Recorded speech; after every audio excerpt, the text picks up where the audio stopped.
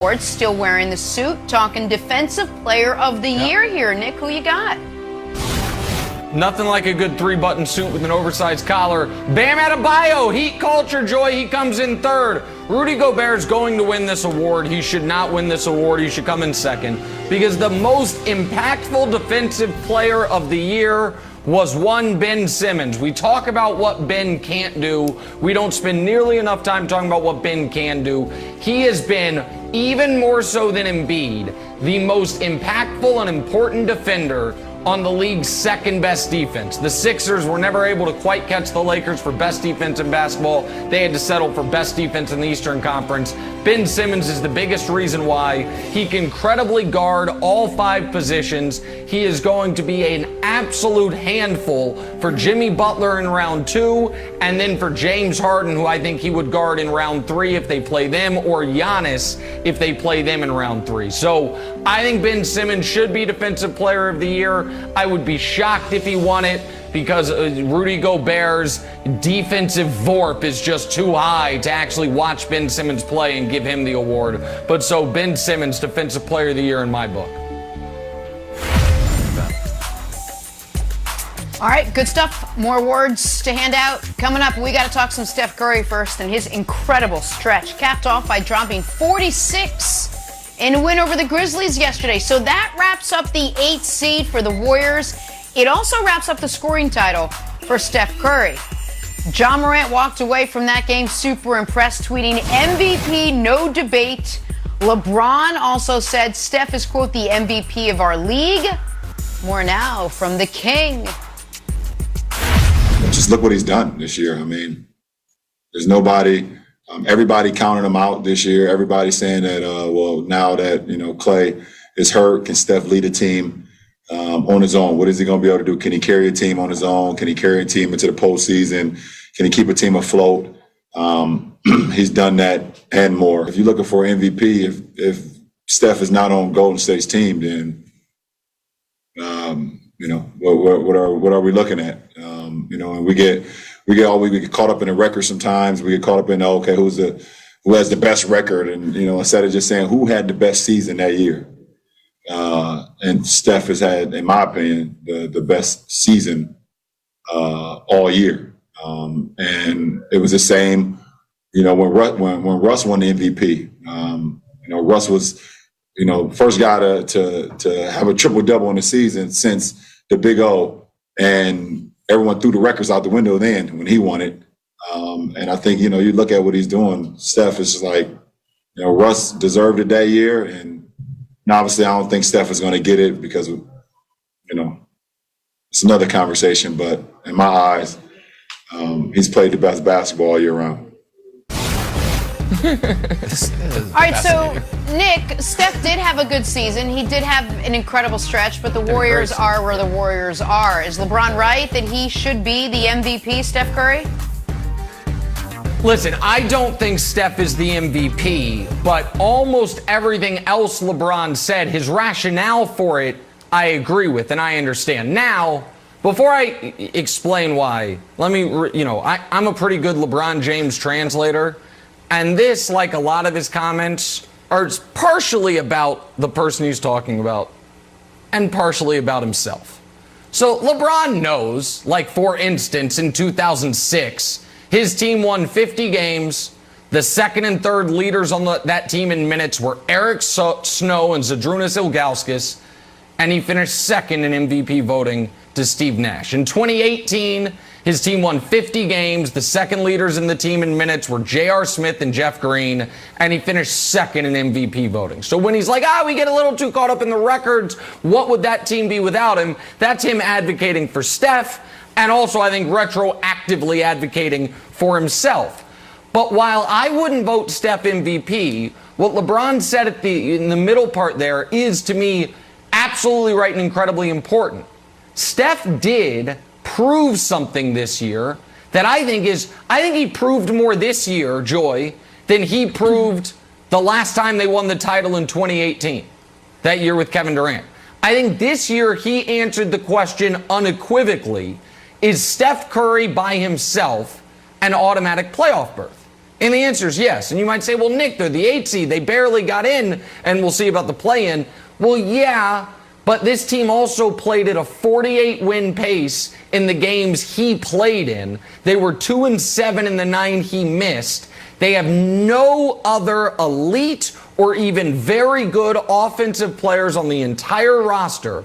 And Steph Curry was an offense unto himself. And last night or yesterday afternoon was a great example. They had to win that game. He said, I can do the Iverson just at a higher efficiency level. I'll take 35 shots to do it.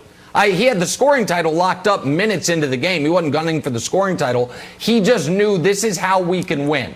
So I do think there was always the question, Joy, of, all right, we know that Steph is a better all-time player than Russ. But could Steph have done for the 2017 Thunder what Russ did? Say, get on my back, I'll win the scoring title, I'll carry us to the playoffs. And Steph answered that question this year as yes. So I understand his MVP case. He wouldn't get my vote. Chris Paul would. But I think everything else LeBron is saying there, to me, resonates quite strongly. Yeah, I agree. This has been probably my favorite year of Steph's career because there was so much kind of disrespect before the season started about what Steph was really capable of. And he was like, sometimes you got to show everybody this is what I do. This is what I do. And he did it. So I love it. I say he's 1A to CP3 because, in my opinion, Chris Paul is the MVP. Because to me, Chris Paul represents a mixture of everything that we use to evaluate what the MVP is. Everything that LeBron just said makes sense. And I do think the record should count for something. I mean, the criteria for who the MVP is changes every single year, and it maddens me. And I don't like having the conversation about what happens in the postseason because it's a regular season award as well. But if you just focus on the word value, who has the most value to their team? Obviously, that's why I put Steph at 1A, because Steph has proven how valuable he is and how he can carry a team.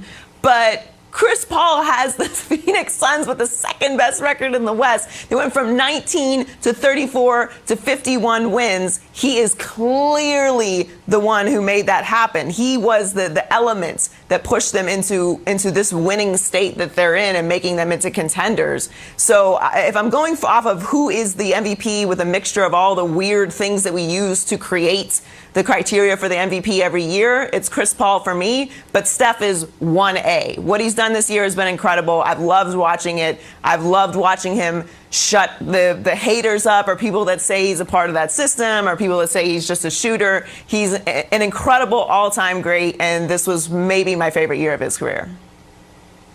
Okay. I like Chris Paul as well, Joy, and I'm a little bit bummed out that LeBron didn't really rally any votes for Chris Paul, because as you know, the MVP is a campaign, and I think LeBron had a good opportunity to say, you know what, my guy CP3, my banana boat buddy here, he deserves more votes. I wanted people to do that. He didn't do that. He got behind Steph, which is nice.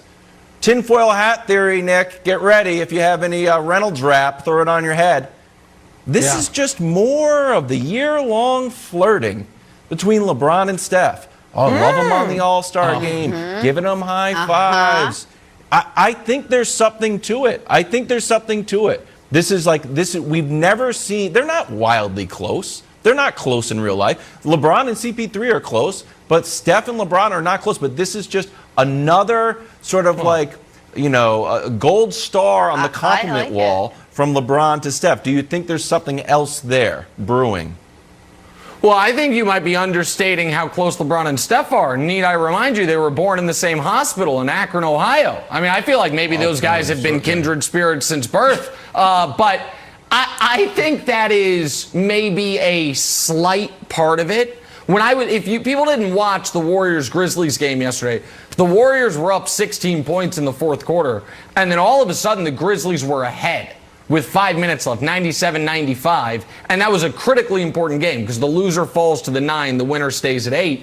And I was ready to send the tweet This is the type of fourth quarter that makes Steph Curry signing that extension this summer with the Warriors all that harder. Now, he was great. They rallied. Draymond had some great defensive plays. And now, assuming they don't lose to the Lakers and then also lose to the Grizzlies or the Spurs, I think he goes into this offseason feeling better than otherwise. So I still think Steph leaving the Warriors is, at least in the short term, is a long shot. But we can't have an MVP discussion without, and I had forgotten that Joy is also one of the few people that is on the correct side of the MVP discussion arguing for Chris Paul. But every other show that does this is not going to do a Steph-Chris Paul comparison.